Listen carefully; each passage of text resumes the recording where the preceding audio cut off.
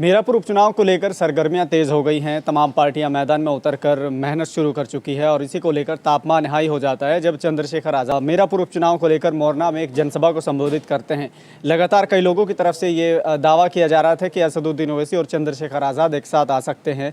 उसी को लेकर एक जनसभा हुई और कई लोगों ने ये भी समझा कि यहाँ पर असदुद्दीन ओवैसी और चंद्रशेखर आज़ाद यहाँ पर आ रहे हैं। ऐसा कुछ दावा करना है एमआईएम के कुछ नेताओं का। उनका कहना ये कि जैसे चंद्रशेखर आज़ाद की जनसभा में कुछ मुस्लिम समाज के लोग पहुंचे हैं, वो ये समझ रहे थे कि आज़ाद समाज पार्टी और एमआईएम का गठबंधन है। इसी को लेकर आज बातचीत करेंगे। मेरे साथ इस वक्त एमआईएम के जिला अध्यक्ष मौलाना इमरान कासिम मौजूद हैं, जो इस वक्त मीरापुर क्षेत्र में घूमकर होने वाले उपचुनाव को लेकर लगातार कोशिश कर रहे हैं, मेहनत कर रहे हैं।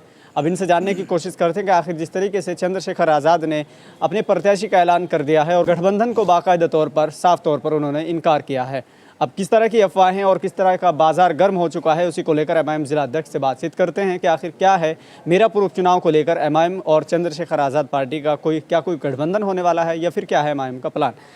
जी, हम लोग मीरापुर सीट के ऊपर मेहनत कर रहे हैं। लगातार हमारा जो वहाँ पे संगठन है बूथ स्तर तक काम कर रहा है और इंशाल्लाह हम लोग मैदानी जंग के अंदर आ चुके हैं। बहुत मजबूती के साथ चुनाव लड़ेंगे और बहुत जल्द हमारा भी प्रोग्राम होने वाला है। प्रदेश अध्यक्ष जी और प्रदेश की पूरी टीम आएगी और पश्चिम की पूरी टीम आएगी। इंशाल्लाह उसके अंदर प्रत्याशी घोषणा होने वाली है। कई प्रत्याशियों के हमारे पास नाम आए हुए हैं, जिसमें मुस्लिम भी है, अदर कास्ट के लोग भी है। अब आपने अभी सवाल किया है दिगर पार्टी का, उसके बारे में एक मैसेज हमारे पास आया, लेकिन वो सब अफवाह है। जिस तरीके से ये कहा जा रहा है कि एमआईएम और चंद्रशेखर आज़ाद के बीच कोई गठबंधन है, इसको लेकर के कई लोग कह रहे हैं कि गठबंधन होना चाहिए, लेकिन कई लोगों ने ये भी कहा कि गठबंधन हो चुका है। आप जिला अध्यक्ष हैं, तो किस तरीके से देख रहे हैं, क्या कोई गठबंधन है या फिर अकेले चुनाव लड़ेंगे, और अकेले अगर चुनाव लड़ेंगे तो क्या प्लानिंग है? देखिए, जिस वक्त गठबंधन होता है तो ऑफिशियली ऐलान होता है, कमरे के अंदर बैठ के तो गठबंधन नहीं होता है। और मैं भी पार्टी का एक जिम्मेदार हूँ, तो इसलिए मेरे पास इस तरह कोई मैसेज नहीं है। अभी पिछले दिनों अफवाह फैलाई गई, लोगों के अंदर एक भ्रम फैलाया गया कि एमआईएम के नेता भी प्रोग्राम के अंदर आ रहे हैं, लेकिन हमारे पास इस तरह की ना कोई सूचना थी। लेकिन ये जो इस तरह लोगों को भ्रम फैलाया गया, ये सब गलत बात है। हम चाहते हैं कि पार्टी मिलकर चुनाव लड़े, लेकिन आज हमें अछूत समझा जाता है। राजनीति से अलग करने की एक बहुत ज़बरदस्त कोशिश चली जा रही है, जिससे हमें बिल्कुल अपाहिज किया जा रहा है। लेकिन अल्हम्दुलिल्लाह एमआईएम बहुत मजबूत के साथ मैदान में है और कोई साथ में आता तो वेलकम है। जैसा भी पश्चिमी अध्यक्ष जी ने हमारे कहा है कि एमआईएम के दरवाजे खुले हुए हैं। हम भी चाहते हैं कि मुत्तहिद होकर चुनाव लड़ाया जाए। अगर कोई साथ नहीं आता तो एमआईएम अल्हम्दुलिल्लाह अपने वजूद के ऊपर, अपने दम के ऊपर चुनाव लड़ेगी। आपने अफवाह का बात कही है कि अफवाह फैलाई गई। कौन लोग हैं वो जो अफवाह फैला रहे हैं? क्या कई बार कई लोगों का कहना ये है कि एमआईएम के लोगों ने भी उनसे कहा कि गठबंधन की बातचीत चल रही, तो अफवाह फैलाने वाले कौन हैं? हम चाहते हैं कि गठबंधन हो, लेकिन उससे पहले ही अगर इस तरह की बातें हो रही है और लोगों जाकर ही कहा जा रहा है कि आप प्रोग्राम के अंदर आ जाइए, गठबंधन हो चुका है, तो शायद ये गलत है। जब अभी तक इस तरह कोई ऑफिशियल ऐलान नहीं हुआ है और हमारे किसी बड़े नेता ने हमें अभी तक इस तरह कोई मैसेज नहीं दिया है, दोनों पार्टी तरफ से कोई मैसेज नहीं आया। अगर वो आते तो वेलकम है, नहीं आते तो हम तो चुनाव के लिए अल्हम्दुलिल्लाह निकल चुके हैं और बहुत जल्दी प्रत्याशी घोषणा होने वाली है। इस उपचुनाव में लगातार ये देखने को मिल रहा है कि हर पार्टी मुस्लिम पर दांव लगा रही है। क्या वजह है? आपका दांव किस पर है? और आपको नहीं लगता कि अगर आप भी मुस्लिम कैंडिडेट उतारेंगे तो क्या वाकई आपको लगता है कि यहाँ से बीजेपी निकल जाएगी और आपको और दूसरी दलों को, दूसरी पार्टी को इसका बड़ा नुकसान होगा? देखिए, हमेशा यही दिखाया गया है और ये बाकायदा डर भी फैलाया जाता है कि बीजेपी आ जाएगी। अरे बीजेपी आए, कोई आए, उसके हमारे ऊपर किसी का कोई ठेका नहीं है। हम अपनी पार्टी के अपने सिंबल के ऊपर चुनाव लड़ेंगे और अल्हम्दुलिल्लाह बैरिस्टर असदुद्दीन ओवैसी जैसा लीडर हमारे मुल्क के अंदर नहीं है, तो हम उन्हीं को लेकर मैदान में हैं। पार्टी चुनाव लड़ा रही है, हमें किसी से कोई फ़र्क नहीं पड़ता कौन आ रहा है, कौन जा रहा है, कौन जीत रहा है, कौन हार रहा है। हम इंशाल्लाह एमआईएम यहाँ से चुनाव जीतेगी।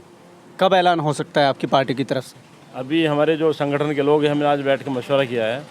अभी प्रदेश अध्यक्ष से बात करनी है, तो इंशाल्लाह हो सकता है 20 तारीख का प्रोग्राम फाइनल हो जाए, फिर 20 तारीख में ऐलान किया जाएगा। क्या नाम है आपका? मेरा नाम कारी मोहम्मद साजिद है। आज यहाँ मीरापुर उपचुनाव को लेकर आप भी साथ में दिखाई दे रहे हैं, क्या किस तरीके से देख रहे हैं और क्या लगता है आपको, मतलब आपका यहाँ आना किस लिए हुआ है?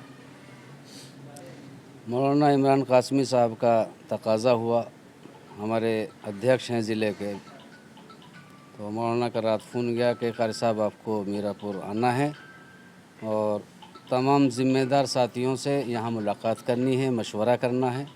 तो अल्हम्दुलिल्लाह जहाँ जहाँ भी जाना हुआ है, ख़ास तौर से हमारा जाना हुआ है आज उलमाओं के पास मदारिस के अंदर, तो अल्हम्दुलिल्लाह तमाम हजरात ने यही कहा है कि आप लोग तैयारी कीजिए, हम इंशाअल्लाह ताला आप हजरात के साथ हैं।